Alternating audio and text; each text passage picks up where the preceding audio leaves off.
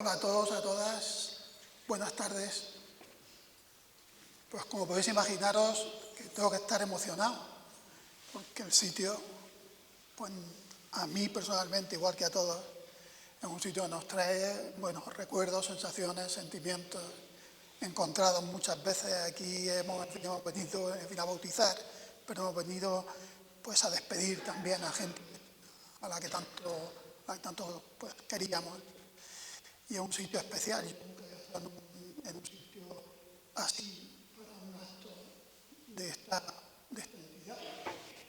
Pero estoy contento y también agradecido a Paco Marín por haber tenido el detalle de haberme invitado. Estoy contento por estar al lado de él, tanto José Luis como Raúl, al que yo conocía de vista, porque nos hemos visto seguramente por allí, pero que nunca había tenido el gusto, el placer de estar a su lado y, en fin, tratarlo y hablar con él. Espero que desde esta tarde en adelante pues haya más oportunidades. Vamos a ver, el libro sobre el que vamos a hablar es un libro que solamente se puede entender desde un contexto, el contexto de la pandemia, que se nos ha olvidado, pero que está ahí recurrente. Se nos ha olvidado que hace 2 años o 3 años estábamos todos asustados, estábamos todos con miedo, con incertidumbre, éramos conscientes de que éramos frágiles, de que nos podíamos ir de un día para otro, y eso, quieras que no, a unos y en fin a otros ha hecho que nos planteemos cosas acerca de la vida, acerca de la trascendencia, acerca de lo que estamos aquí. Y yo creo que este libro es, en buena parte, por lo que yo he podido ver, por lo que yo he podido leer, es producto de esa situación, de ese estado de ánimo. Dice Raúl, y corrígeme si me equivoco, que él ha sentido miedo durante estos años, ha estado pues como todos, y que cuando estaba confinado, porque a todos nos da por algo cuando estamos confinados, ¿sabéis?, ¿no? Nos ha dado por a unos escribir, a otros arreglar la casa, pintarla, a otros no sé qué, a otros hacer cosas pues que no habíamos hecho nunca, porque era una situación a la que no estábamos acostumbrados. Y él dice aquí en el libro una frase que me ha impactado, que el libro es producto de escuchar el silencio, de ponerle palabras a ese silencio. Se entiende por silencio sentarse a meditar sobre uno mismo, sobre lo que estamos haciendo aquí en el mundo, sobre la gente que tenemos alrededor, sobre, en fin, el sentido de la vida. Y este libro, y las palabras que tiene en este libro, son las que él le puso al silencio. A ese silencio donde todos estuvimos recluidos, aunque estuviéramos hablando, pero era un silencio que nos hacía mirarnos dentro. Y de esa mirada dentro es desde donde se puede entender lo que hay en el contenido de este libro. Hay otra cosa significativa que tiene el libro. El libro está, dividido en capítulos, muchos capítulos, y cada capítulo tiene nombres propios de personas. Eso sí que me ha llamado la atención, porque por regla general el libro, los libros, pues al capítulo o no se le pone título, o el título tiene que ver pues con el contenido, pero no con la gente que hay en el libro, no con personas. Y esto da también una clave, y es la clave de lo importante que es para él la gente, las personas. Por eso ha querido ponerle nombre al capítulo de esas personas. Además es curioso, porque aunque parezca un libro que habla de él, y habla de él, en fin, obviamente, habla sobre esas personas, sobre lo que han significado para él. En este libro, él, que es el autor, está como siempre en segundo plano. pero no porque quiera ponerse en segundo plano por una falsa humildad, sino porque es su forma de ser. Entiendo, y fíjate que no te conozco. Él se queda en segundo plano porque la historia que nos va, a contar es la historia de lo que esa gente a la que alude en el libro, a la que alude en el capítulo, ha hecho para enriquecer su vida. Ha estado, aprendiendo permanentemente sobre la vida de la gente con la que trata. Entonces, cuando yo me enteré de que tenía vínculos con el pueblo Archibel, porque yo no lo sabía, al final, dándole vueltas, antes de este acto he pensado, a lo mejor, pues tal como dice aquí, estamos todos interconectados. Hay unos hilos invisibles que nos unen unos a otros, que no tienen por qué ser amistosos, que ni siquiera nos podemos conocer, pero que en un momento determinado de la vida, por circunstancias, aparece esa persona. Y esa persona nos llega dentro del corazón y nos da una lección que, en su caso, el resultado de todas esas lecciones es lo que podemos ver aquí en él y lo que hay en este libro. Porque este libro es una confesión en voz alta, valiente, potente, que te llega adentro y que te impacta. Por eso yo no quiero hablar de cómo escribe Raúl. Raúl escribe bien, pero yo no me quiero referir a la técnica, no me quiero referir a la sintaxis, no me quiero referir al estilo siquiera, sino que me quiero referir al contenido, no cómo escribe, sino de qué escribe, cuáles son esos temas sobre los que escribe y qué lecciones ha encontrado en la vida él, que le ha dado la vida para que él sea como es. Y eso es lo que nos cuenta en el libro. Por eso el libro tiene tanta potencia y tanta fuerza y tanto contenido emocional, sentimental. Es un libro que te deja impactado. Porque he de confesar una cosa, yo, he leído el libro en los últimos 15 días, porque lo tenía ahí apartado, como diciendo, bueno, ya lo leeré, siempre aparecían otras cosas, obviamente me lo he tenido que leer ahora obligatoriamente para venir aquí, pero yo iba a leerlo de todas maneras. Yo quiero confesarme porque estamos aquí en esto y entonces pues hay que confesarse, ¿no? Qué mejor sitio para hacer una confesión, ¿no? Entonces pues tengo fresco todavía, el contenido, el impacto del libro. Lo tengo fresco, lo tengo dentro. Entonces cuando uno tiene dentro es igual que cuando vemos alguna serie o película, que a lo mejor se pasan unos días y tenemos todavía el rum de la serie, de la película, alrededor de la cabeza, que nos está impactando, que nos está golpeando. En este caso, lo que quiero es que no se me olvide pronto esto. Y no le estoy echando flores, simplemente estoy hablando de mi experiencia al enfrentarme a este libro. Mirad, Raúl aquí pues cuenta muchas cosas. El libro no tiene una estructura definida. O sea, que quiero decir, no empieza hablando de una cosa y acaba hablando de otra. Y está estructurado por temas, sino que cada capítulo tiene vida por sí mismo, vida propia. Y lo mismo te habla de que ha hecho una operación y de haber conocido a los padres y de cómo ese sentimiento potente de cuando un padre tiene un crío, un hijo que tiene que meter al quirófano, siente, y dónde está él en ese momento, y lo que siente, que en otro capítulo inmediatamente te habla de cuando él era pequeño y estaba con sus padres, o con la abuela, porque también aparece aquí la familia, el vínculo que tiene con la tierra, con esta tierra, que a pesar de haber estado en tantos sitios distintos, en medio mundo, ha recorrido, ese vínculo lo tiene aquí siempre. Y a él vuelve y continuamente regresa. Y es lo que le da la fuerza también para seguir aguantando la vida, para seguir enfrentando la vida.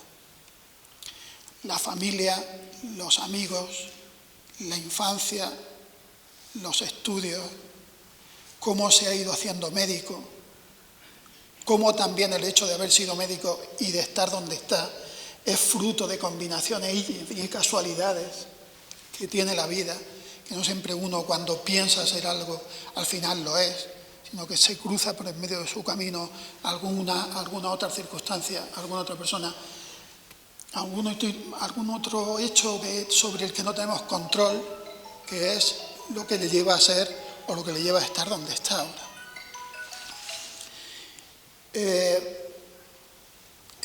Era un crío vinculado al mundo, es decir, al mundo rural, al mundo campesino.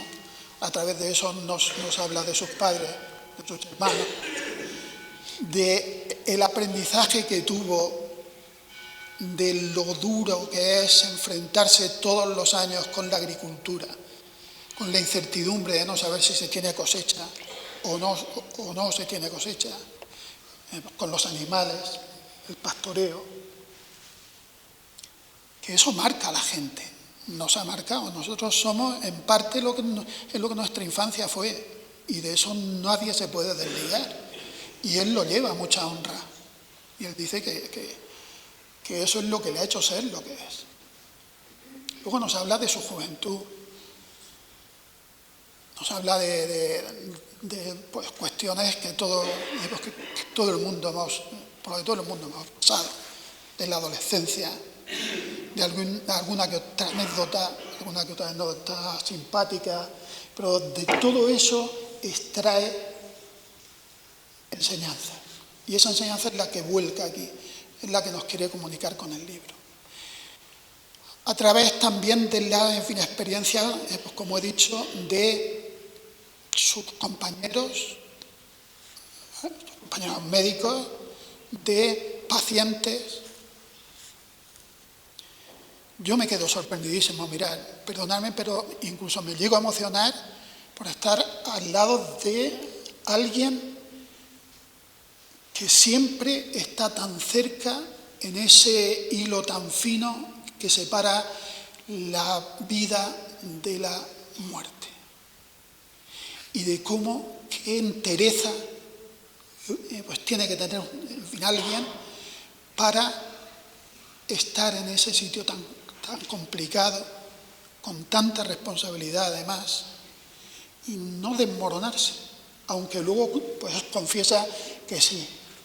Hay momentos en que se siente mal, en que siente que le falta pues todo, el aire de que tiene dudas, de que se siente débil. Por eso dice que no somos héroes.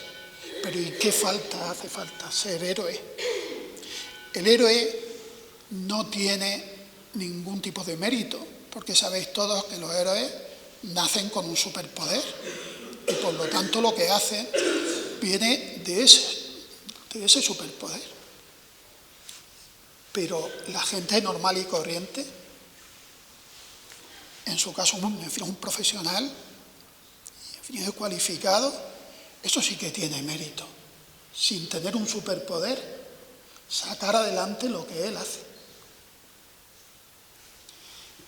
Él habla de mucha gente a la que pone cara, a la que pone palabras, a la que pone sentimientos, que le ha enseñado en trozos que ha ido rescatando de ellos, ha ido recomponiendo lo que él es. Y él siente que le tiene que estar agradecido a esa gente, porque siente que sin su aportación él no podría haber llegado a donde está. Yo, pues, ¿qué queréis que os diga? Me siento pequeño al lado suyo. Cuando me encuentro con gente así, permíteme que te diga que yo me siento pequeño. Sí, es verdad, porque yo soy consciente de que yo no sería capaz de hacer lo que él hace, de soportar lo que soporta, con esa entereza, con esa manera tan de estar, pero no estar, tan de decir, yo solamente soy un instrumento que la vida ha puesto aquí, porque además él está absolutamente convencido de que si no actuamos de manera colaborativa, no hay nada que hacer, que con el individualismo no se va a ninguna parte, que ni por mucho mérito que tenga alguien, por mucha cabeza que tenga, por muy científico y por mucha habilidad que tenga. Él habla de cuando está en el quirófano operando, hay 2 o 3 cirujanos, se les presenta una complicación y en fin, el cirujano suelta al paciente en ese momento y le dice al que tiene enfrente: sí, sigue tú, porque no puedo, porque no me sale, porque no sé hacer, porque me he quedado bloqueado. Y cómo de esa coyuntura, de ese cooperar entre todos, sacan adelante el quirófano, sacan adelante una operación. Podría estar hablando mucho rato, pero ya veo que me paso. Yo solo quiero decir una cosa, porque en todo esto hay que echar flores, pero también hay que hacer una crítica. Y yo voy a criticar a Raúl. Raúl ha hecho lo que ha hecho, incluso escribir este libro, por no hablar de los niños a los que ha salvado de una operación, porque tiene algo que los demás no. Pues, ¿sabéis qué es? Que sabe lo que hay dentro del corazón de un niño. Porque al operarlo ha abierto el corazón de un niño. Los que estamos aquí no sabemos lo que hay en el corazón de los niños. Él sí que lo ha visto.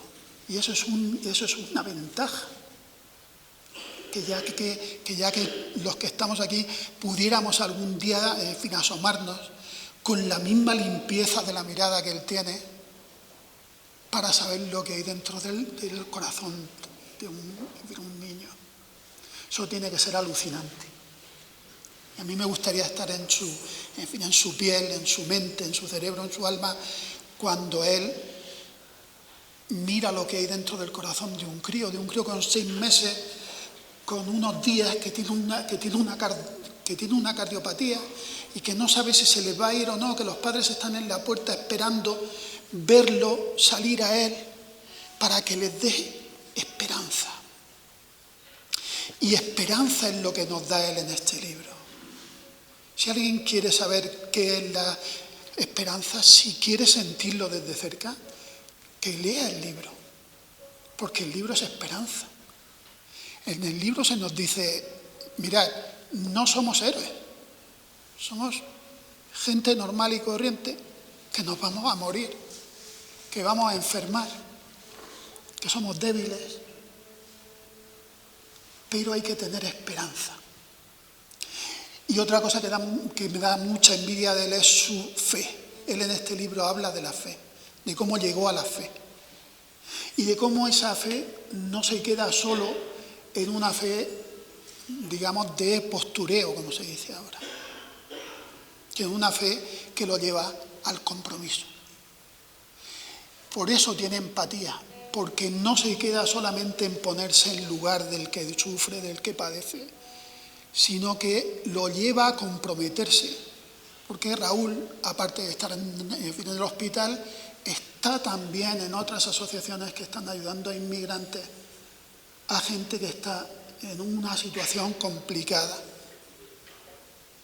Y bueno, yo no voy a seguir hablando porque me voy a quedar pequeñico a su lado, que es lo que quiero hacer. Quiero quedarme pequeño para que él, que es el que estamos aquí celebrando, en realidad el autor del libro, la persona que es, para que tenga el papel que le corresponde.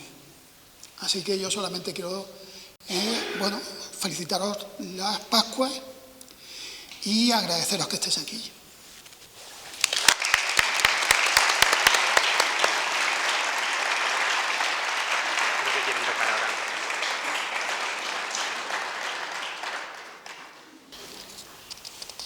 La música, como la poesía, como la cultura, como la literatura, llega a sitios donde no llegamos los hombres, ¿no?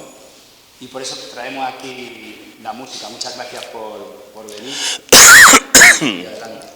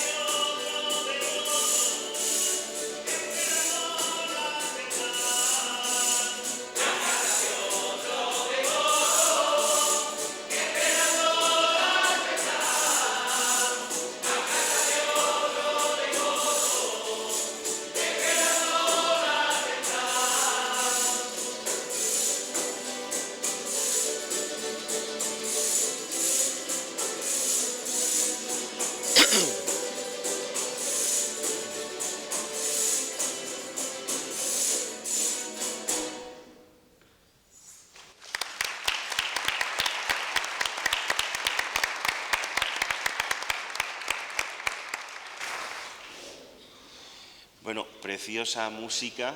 Realmente después de oír esta música ya no sabe uno qué decir.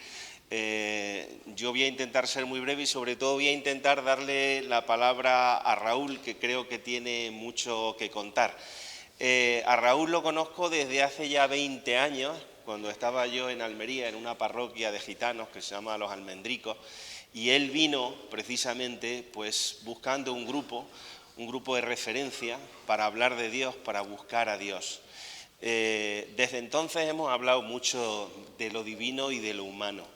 Y yo creo que la profundidad de Raúl la he vuelto a encontrar en las páginas de este libro, que creo que es bello desde el punto de vista literario, pero es todavía más bello desde el punto de vista humano.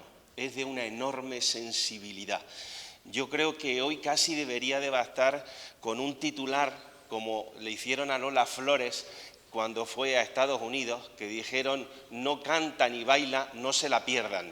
Pues esto tendría que ser algo así, es decir, da igual lo que yo les cuente, pero no se lo pierdan, lean el libro. Esa es la principal recomendación. Voy a dar 5 claves de lectura de este fantástico libro que recomiendo vivamente y que yo tengo que reconocer que me ha hecho emocionarme en muchísimos momentos y recordar, y se lo decía él cuando veníamos hacia aquí, momentos de conversaciones profundas y hondas. Una de las claves de lectura muy importantes y que yo creo que a todos los que estamos aquí nos cogería por el corazón es la importancia de los orígenes. Las historias de Pino Hermoso, el cortijo donde él se crió cuidando ovejas, también las historias de Caravaca, de la Cruz de Caravaca, las historias de esta tierra, las historias de sus abuelos.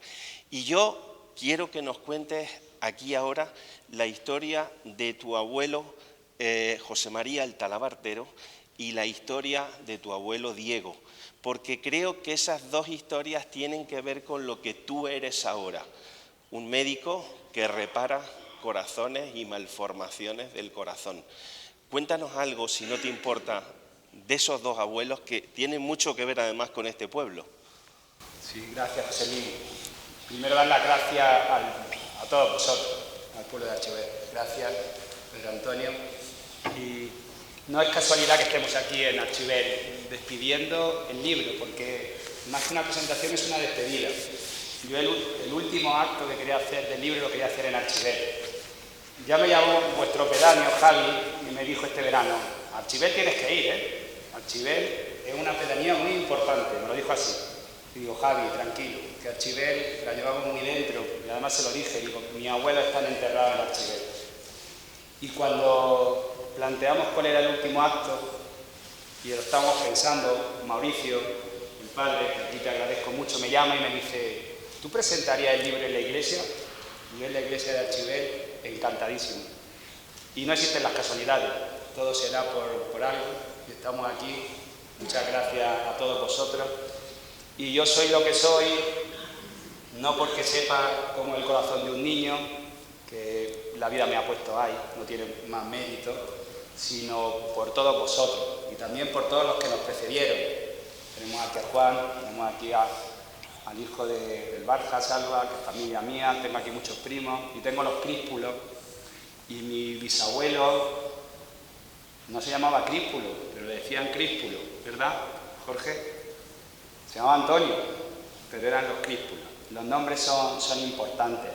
Mi abuelo José María, que está enterrado aquí al lado, en la guerra era camillero. Y él dice que no dio un tiro. Y cuando ya quedaba poco en el frente, se pasó al otro lado y no lo creyeron. Él estaba en el bando republicano, se pasó al bando nacional y lo cogieron preso y lo metieron en un campo de concentración.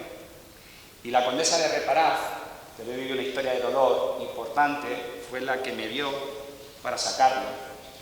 Y mi abuelo Diego, que no viene de muy lejos, aquí tenemos gente del Moral, tenemos a Mari Carmen, él está allí enterrado. Mi abuelo Diego me contaba que de pequeño nació un niño con una malformación en el cortijo, estamos hablando de los años 40, después de la guerra, no lo digo con juicio, era lo normal, y no pudieron hacer nada por el niño. Y lo dejaron morir. Y yo contándole esto a mi terapeuta, me decía ella, Raúl, ¿tú eres consciente que estás todos los días delante de una camilla, no sé si será la camilla de mi abuelo, operando niños con malformaciones? Es muy importante la gente que nos ha precedido, es fundamental. Mucho agradecimiento, ninguna deuda. Yo creo que las deudas no son buenas ni por un lado ni para otro. Pero mucho agradecimiento, gracias a ellos somos los que somos. Y aquí me vais a entender, yo en el libro cuento que yo soy de ovejas, que yo no soy de caballo, que yo soy de ovejas. Hay cuentos que estaba un día con las ovejas, con las parías, que aquí se puede hablar así porque me entendéis bien, y tenía un pequeño atajo, que no rebaño, aquí son atajos, y estaba dándole, pues yo era el encargado, tendría 10 años, fíjate, ya había ascendido en la escala, ya había pasado de echarle agua a las gallinas y había ascendido de categoría. Y estaba allí y para darle de beber había que ir a un pozo donde había que arrancar un motor, que había que hacer el número de la cabra había que con una pita, con el pie y darle a la manivela, y yo aquello no podía hacerlo y llamaba a mi hermano Diego, que está ahí al fondo, y al mediodía me arrancaba el motor para darle de agua ahí en un pilón a la oveja. Y yo estaba ese día muy triste, con 10 años, en Caravaca, con ovejas, qué aburridas que son las ovejas, todos los días, con las ovejas, y las ovejas comen todos los días, no puedes decirle, estamos en Navidad. Y llega mi hermano Diego y me dice, ¿qué te pasa que estás tan triste? Hemos tenido mucha mala suerte, que tenemos ovejas, y la gente en Caravaca tiene caballos, que eso de los caballos tiene más... Como más enjundia. Más enjundia. Y me dice, no te preocupes, ¿tú quieres montarte en una oveja? Me coge una oveja con un buen lomo, me sube encima de la oveja, y el siguiente capítulo es yo en el barro allí tirado con la oveja. Y cuando estaba escribiendo este libro me acordé de aquella historia, porque estoy muy orgulloso de que yo soy de oveja, y el que sea de caballo está muy bien. Tengo a mi amigo Javi, que fue presidente de los Caballos del Vino, que me dice que tiene un caballo, tienes que venirte a montar a caballo que se te pase lo de la oveja. Digo, no, yo ya con la edad que tengo, ya soy lo que soy. Y eso es un poco la historia del libro. Los orígenes son muy importantes en este libro. Son tan importantes que también él nos habla de cómo aprendió de su padre la importancia de un trato y de un estrechón de mano. Cuando su padre trataba con el tratante, es decir, que le compraba los corderos, pues fijó un precio, a las horas se enteraron que los corderos habían subido de precio y su padre ni se inmutó y le dijo, yo he dado mi palabra y ese precio se mantiene, y el tratante habría mantenido de la misma manera que yo mantengo el precio, él lo habría mantenido igual, porque nos hemos estrechado la mano, y eso, Raúl, no lo olvides nunca. Son pequeñas cosas que están en los orígenes. Pero no solo habla de los orígenes, también habla mucho en este libro de la importancia de los cuidados. Y aquí también hay historias de hospital, de infancia, de abuelos, de residencias de ancianos, de la naturaleza, de las ovejas, de la importancia de los cuidados. Yo quiero que nos cuente esa historia que nos cuentas del caso de Alejandro y de los padres que no tiran la toalla. Estos dos padres que dices tú aquí, Juanpe e Inma y Juanpe. Dice, sus padres Juanpe, Inma y Juanpe nunca tiraron la toalla. No tirar la toalla significa cuidar, querer atender y por encima de todo confiar y mirar al futuro con esperanza. Siento que cuando esto ocurre hay más posibilidades de que los pequeños salgan adelante. O esa otra historia de Luis Leante, premio de novela Alfaguara, Mira si yo te querré, que ha vuelto a Caravaca a cuidar de su madre y que nos dice que todos los domingos la lleva paseando en silla de ruedas a misa a los carmelitas y que juntos, madre e hijo, van caminando, el hijo recuperando el tiempo perdido y la madre orgullosa de mostrarlo a su lado. Durante el paseo se para con cada amiga a la que encuentra para explicarle que su hijo está ahora cuidándola. Los cuidados, ¿qué importancia tienen? No sé si nos puedes contar, Raúl, alguna historia de cuidados que te haya impactado y que te haya dejado marcado especialmente de las que aparecen en el libro. Tiene una historia que a mí me impacta, Raúl, que es la historia de tu amigo Samer, el egipcio.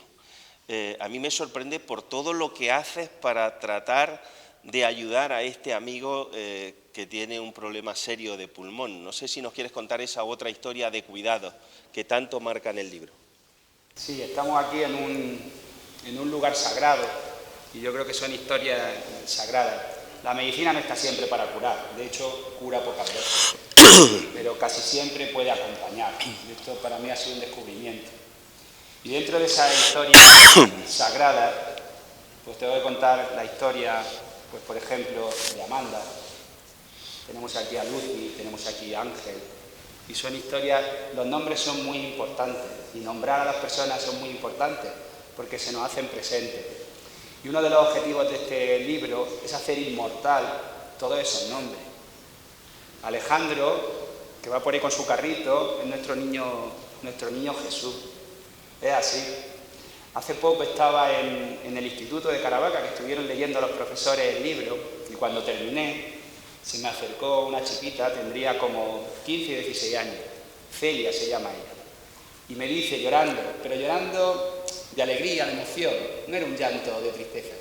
Y me dice, Raúl, te tengo que agradecer mucho porque yo jugaba de pequeña con Miguel y desde que se murió Miguel de pequeño, nadie me lo había nombrado. Tenemos personas que acuden muchas veces a casa, ¿verdad, Lucy?, a hablar de su hijo, porque estamos entre nosotros y también son nuestros pacientes. Y yo tenía la necesidad de contarlo. Los nombres son muy importantes y cuento la historia de aquellas personas que todos seguro que también tenéis, que no sabéis el nombre y os han ayudado mucho en la vida, porque hay muchas personas. Y cuento la historia de cuando yo estaba estudiando medicina, el primer día que empecé a estudiar medicina, con esa emoción, mi padre en el campo, pues probablemente labrando y yo con la responsabilidad y todo el esfuerzo que está haciendo mi padre y yo estudiar en Murcia, en la facultad, y el primer día llega el profesor de anatomía y dice, es muy importante para sacar buena nota en anatomía tener huesos humanos, pero huesos de verdad, tener huesos para poder estudiar. Estamos en una iglesia, Dios, la vida, nos ha hecho maravillosos, somos seres maravillosos y los huesos tienen una cantidad de detalles que los exámenes que nos hacían nos ponían un hueso y nos preguntaban las inserciones de los músculos y aquello era complejo. ¿De dónde saco yo huesos? Todos los hijos de los médicos, pues no tengo nada porque ahora mis hijos serán los hijos de los médicos con huesos. Y yo allí, ¿cómo le pido yo a mi padre huesos? Pero todos tenemos en la familia esas personas que de alguna manera son como ángeles que nos ayudan siempre y recurrimos a ellos para estas cosas que no sabemos cómo encajarles. Y yo tengo un tío cura, mi tío Pedro Manuel, que es diocesano, que está ahora también en una situación frágil, y lo llamo y digo, tío, necesito huesos. Y la cara de mi tío, había que verla, huesos. Y entonces me lleva, a las 2 semanas me llama, sobrino, nos vamos de excursión. Y entramos a un cementerio, la persona encargada del cementerio, mi tío había estado de cura allí destinado, los curas como Mauricio, de estos que se meten con el pueblo, pues son muy queridos, todo lo que pidan se les da. Y me dice, estos son huesos de la guerra civil, que nadie los reclama, que están aquí. Y yo vi ahí un conjunto de huesos y con un saquito me llevé mis huesos. Los traté y esos huesos me estuvieron acompañando 2 años en mi habitación de Murcia, de La Redonda. Mi compañero de piso muchas veces cogía el cráneo, se lo llevaba de fiesta, me pillaba unos enfados, porque para mí era algo sagrado. Le pusieron un nombre, que yo lo digo nunca sabré su nombre. Manolo, pero probablemente no sería ese. Saqué muy buena nota, por casualidades, luego cuento también, saqué matrícula de honor los 2 años.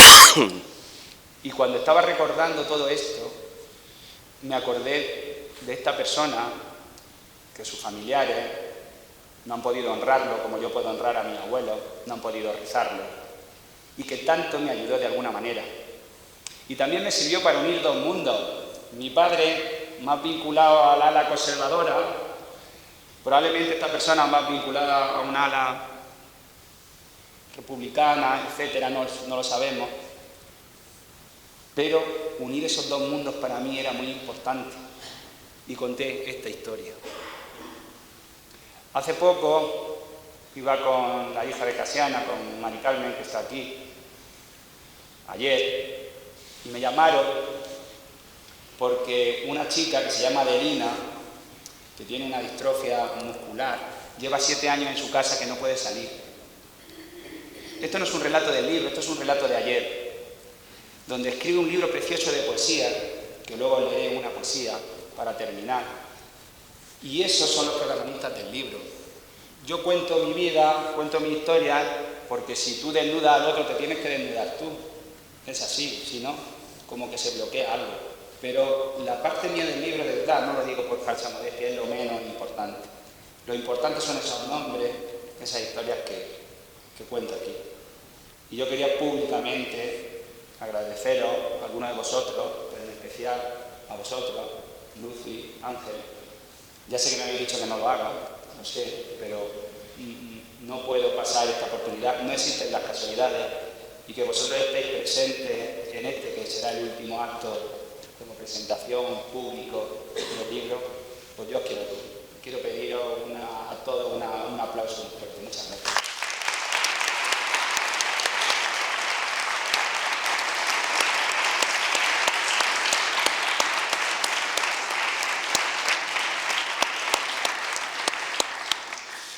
Habla de las raíces, habla de la importancia de los cuidados, pero habla también de la importancia del silencio.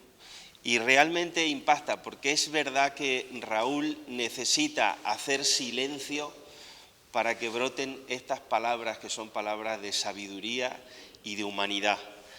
Dice él: diariamente intento hacer un poco de silencio y meditación para poder sostener la vida. El silencio es importante en todas las regiones del mundo, en todas las culturas y en todas las religiones. El silencio suele aparecer para dejar espacio al habla del otro, con mayúscula, que puede ser Dios. Este libro es, al fin y al cabo, la materialización de la palabra que nace del silencio. Santa Teresa decía que cuando meditamos, cuando hacemos silencio, aparece la loca de la casa, es decir, nuestra mente que no para de hablar. Es el ego que trata de defenderse. Pero si permanecemos en el silencio, si logramos acompañar ese ruido, el ego se va rindiendo y surge lo auténtico, la palabra sensata y sentida. Del silencio surgen las palabras más bellas. Ese día en mi silencio estaba el rostro sufriente de Summer. Bueno, efectivamente se nota mucho, Raúl, se nota mucho que aquí hay silencio y que hay palabras que brotan no solo de ti, sino que brotan de ese otro que nosotros sabemos que está detrás de todo esto que tú escribes y de todo esto que vivimos. A mí es algo de lo que me ha impactado profundamente, es cómo Dios está también presente en todas esas historias. Hay una historia que a mí me impacta, que es esa historia del jarrón, y Sofía, tu niña, que te pregunta por la historia de ese jarrón, porque tiene un final que no es el esperado, pero realmente a mí me emocionó porque también vi algo de Dios en ese final. ¿Nos podrías contar esa historia de ese jarrón y de esa madre marroquí que tiene a ese bebé dentro con esa cardiopatía seria y grave? Sí, el jarrón me ha acompañado en todas las presentaciones. Está ahí en el altar, ocupa un lugar mayor. Estábamos en el confinamiento encerrado en un piso. Aquí tenéis mucho espacio, pero imaginaros en Madrid, los pisos, los niños se volvían locos, eran como bosques y se subían por todos sitios. Y yo tengo bien alto lo que mis niños llaman mis tesoros. Tengo una virgen que me regalaron en mi boda, que le tengo un cariño especial, que viene de Japón. Tengo alguna foto y tengo esa jarra. Y mi hija Sofía se sube, coge la jarra y me dice: papá, esta jarra tan fea, ¿qué hace en tus tesoros? Nunca le había contado ni a mi mujer ni a mis niños, no le voy a contar la historia. Pero en ese momento digo, pues voy a contar esta historia. Estaba yo en Cartagena, yo hice pediatría, la especialidad de pediatría en Almería, y después estuve llevando la cardiología infantil 4 años en el hospital de Cartagena.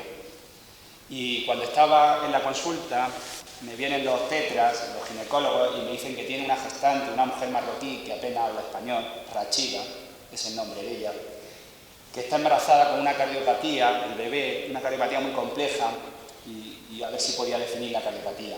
Me pongo a hacer la ecografía y yo intuyo que tiene una cardiopatía muy compleja y dudo mucho que tenga alguna salida. Le pregunto a la persona mía de referencia, que es una cardióloga del Hospital de la Paz, Lucía, y le digo: Lucía, tengo una gestante con este problema y necesito definir un poco qué es lo que tiene, porque hay que hablarle de cuál es la expectativa, ¿no? La mando a Madrid, la monto en una ambulancia. Aquí hay muchas madres. La fuerza más grande que hay en el mundo es la de una madre por un hijo. Eso es así. Yo no he visto otra energía, no he visto otra fuerza, no he visto otra historia, ¿no? Y allí que se va, le hace la ecografía y Lucía confirma que tiene una cardiopatía compleja, con un canal complejo, y me dice que le tiene que poner una medicación a ella para mantener con vida el feto, el bebé. Y a la vuelta yo le digo que existe la interrupción legal del embarazo. Ella me dice que por su cultura, que no lo contempla, Su decisión es serena y yo ya no insisto más. Estaba de 20 semanas. Le digo que tiene que nacer en el Hospital de la Paz, en Madrid, así me lo habían dicho, yo también lo sabía, para que tuviera alguna posibilidad el bebé. Cuando está de 30 semanas, ya está en el último trimestre, me dice en una de las revisiones que tiene que ir a su pueblo, a un pueblito que será como Archibel, en la frontera entre Argelia y Marruecos, a ponerse delante de sus padres y pedirle la bendición. Yo aquello entonces no lo entendía, era muy joven. Ahora lo entiendo, bueno, que sí lo entiendo. Me dice también que los papeles no los tiene en regla, que tiene alguna dificultad. Yo intento decirle que no salga del país, que no va a poder volver. Cuando va saliendo por la puerta le escribo el teléfono, mi teléfono personal, y le digo, si tiene algún problema llámame y le doy un informe. Mi auxiliar me dice, Raúl, no la vamos a volver a ver más.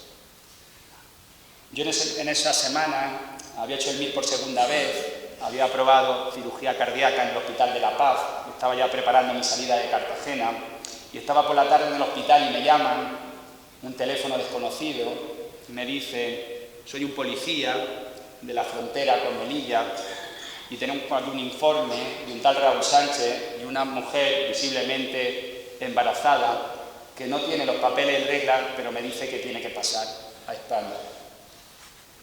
Te encuentras gente buena por todos sitios. Yo le dije al policía, me acuerdo que mi inicio fue así, digo, por el amor de Dios, esta mujer lleva mucho luchado, tiene que pasar a España.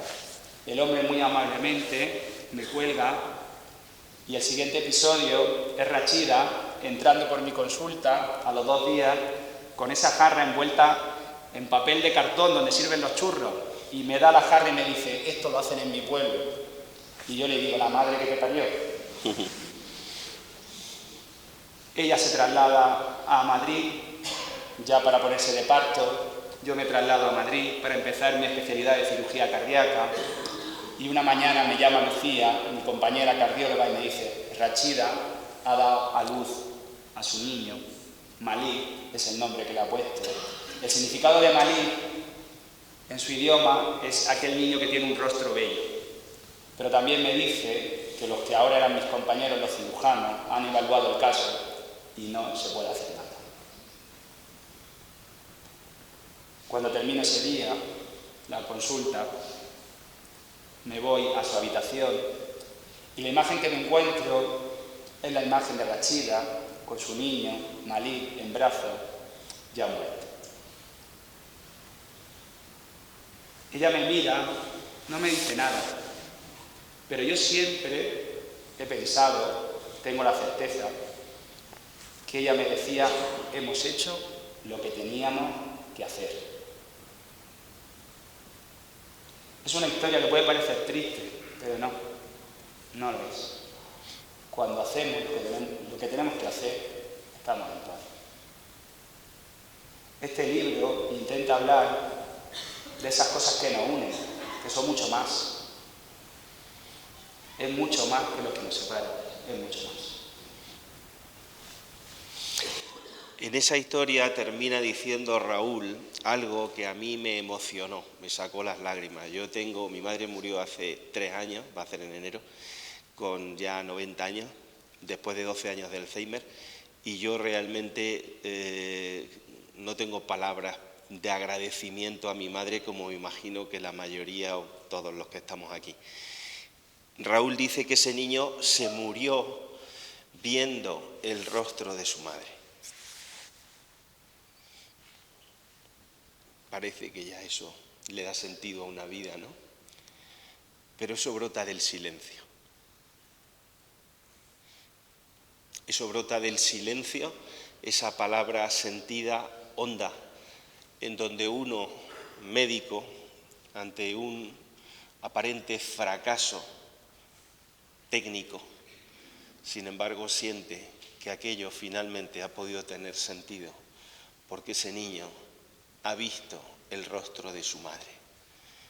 Y quizás eso es lo que necesitaba Rachida y lo que necesitaba ese niño. Es un misterio.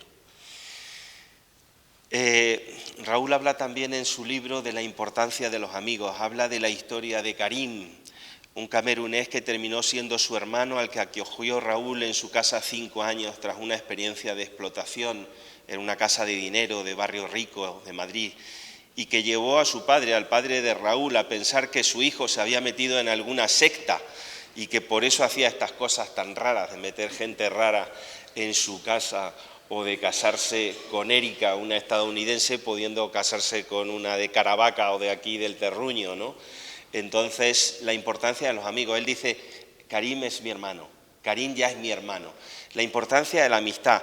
O, por ejemplo, la amistad de Samer, su amigo egipcio, al que va a buscar tras demanarse la cabeza, viendo a ver cómo lo puede ayudar, estando Samer en el Cairo, y con la ayuda, decir, de un piloto de los que iban a buscar corazones y buscándose una avioneta, que todavía no sé ni cómo la encontró, pero consigue ir al Cairo, traerse a Samer, operar a Samer, aunque tampoco aquella historia acaba bien, pero sí que acaba diciendo Samer, Raúl, ¿cómo ha ido la operación de esta niña que has tenido esta tarde, estando en sus últimas horas y preocupándose porque se había dejado Sofía, la cámara de fotos, allí en el hospital? Y decía Samer que somos fuentes de amor y que en realidad eso es lo único importante, eso al borde de la muerte, ¿no? Y luego, para cerrar quizás también la importancia del equipo, también lo comentabas antes. Raúl no se siente protagonista de nada porque sabe que en realidad todo, es decir, al final son una serie de interactuaciones y de digamos, engranajes muy complejos que hacen que las cosas funcionen y que hasta el que aparentemente puede parecer menos importante tiene mucha importancia. Y él cuenta una historia que a mí me impacta en el quirófano, un día que se os va la luz en mitad de una operación complicadísima. ¿Nos puedes contar esa historia? Era la tercera vez que operaba a Salma y había mucha tensión en el equipo porque tendría ya 3 años y la había operado 3 veces, estaba intentando reparar una de las válvulas del corazón, la válvula mitral, y poner una prótesis a un niño pequeño es complejo porque el niño crece prótesis, ¿no? Y cuando estaba reparando la válvula se ve como desaparece la luz, es como menos de un segundo en el quirófano. Yo levanto la mirada y digo, ¿qué pasa? ¿Ha pasado algo? Dice, no, sigue. Sigo reparando la válvula y la siguiente mirada me encuentro a mi jefe dándole a la manivela. Esa manivela con la que arrancaba el motor, mi hermano. ¿Qué es la manivela? Nosotros somos mecánicos, hay algún mecánico aquí en la sala, me entenderá. Nosotros somos mecánicos del cuerpo, pero tenemos que arreglar el motor encendido. No podemos apagar el motor y luego volver a arrancar, no. Entonces la máquina que hace de corazón y pulmón es una máquina, mientras nosotros estamos reparando el corazón, tenemos esa máquina. Y esa máquina funciona con electricidad. El hospital tiene una serie de sistemas de seguridad que tiene contratado a varias empresas para que vaya saltando. Y en última instancia salta un generador. Y cuando el generador falla, o mientras el generador se está activando, hay una manivela. Y con la manivela mueven los rodillos que está haciendo de corazón y pulmón. Yo me acordaba de esta historia porque las personas que suministraban el generador es la empresa de Guillermo, que es un conocido mío, que también es de aquí, su origen lo tiene en Archivé. Y cuando lo vi le dije, tengo una niña viva gracias a tus generadores, porque se fue la luz, saltaron los generadores, pero esos segundos, esos minutos, hasta que los generadores se encienden, cuando levanto la mirada me encuentro a una persona dando la manivela. Pero no era una persona cualquiera, era mi jefe. El jefe de servicio de cirugía cardíaca, una persona con mucho poder en el hospital. Y era el que estaba al servicio de todo el equipo dándole a la manivela. ¿Por qué traigo esta historia? Por el tema del servicio. El líder, yo lo entiendo así, es un tema de liderazgo. Aquí en la iglesia lo cuentan muy bien, ¿verdad? Nos podríamos pasar la noche contando historias bellísimas, profundísimas e interesantísimas. En todas ellas vaya a ver que efectivamente descubrimos la bondad de un corazón muy noble que busca a Dios y lo encuentra en sus raíces, en los cuidados, en el silencio, en los amigos y en el trabajo humilde. Ese es Raúl, pero sobre todo, eso es a lo que nos invita también la lectura de este libro. O sea, yo creo que este libro, aparte de ser un libro de una, como digo, lectura muy grata a todos los niveles, es un libro que nos hace más buenos. Y yo creo que estos libros hay que leerlos, porque sale uno con ganas de ser mejor persona. Y qué mejor proyecto en esta vida que salir mejor que cuando entramos en una lectura o cuando entramos en cualquier sitio. Entonces a mí me sale de verdad darle un enorme aplauso a Raúl y a todas esas personas que nos enseñan tantas cosas y que nos las presenta tan bellamente Raúl en su libro. Entonces, mil gracias, Raúl, y un aplauso por todas esas personas.